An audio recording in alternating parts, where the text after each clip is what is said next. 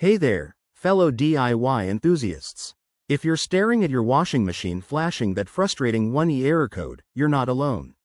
In this video, we'll break down everything you need to know about this common issue on modern washing machines, including what it means, the likely causes, and step-by-step solutions to get your laundry routine back on track. Let's dive in. First off, what exactly is the 1E error code? In most cases, especially for brands like Samsung or LG, the 1E code signals a problem with the water inlet system.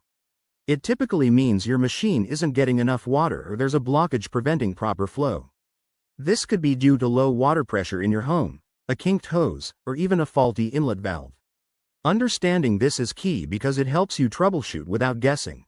Now, let's talk about the common causes.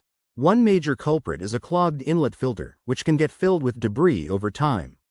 Another is a bent or kinked water supply hose, restricting water entry. You might also have issues with your home's water pressure if it's too low, or perhaps the water valve isn't opening fully due to electrical problems. In 2025 models, software glitches from firmware updates could even play a role, so always check for any pending updates on your machine. Alright, time for the good part, solutions. Start by unplugging your washing machine and waiting a few minutes to reset it. This simple step fixes minor glitches about 50% of the time. Next, inspect the water supply hoses for any kinks or blockages and make sure they're securely connected. Don't forget to clean the inlet filters. You can usually access them by removing the hose from the back of the machine.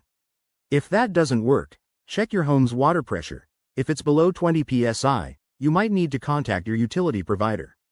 For more advanced fixes, like replacing a faulty inlet valve, consider consulting the user manual or a professional technician. In summary, the 1E error is often an easy fix with a bit of patience and basic tools. Remember, if you're uncomfortable with any steps or the problem persists, it's always safer to call in an expert to avoid causing more damage. Thanks for watching. If this helped, give this video a thumbs up, subscribe for more home repair tips, and hit the bell icon for updates. What's your biggest washing machine headache? Drop it in the comments below.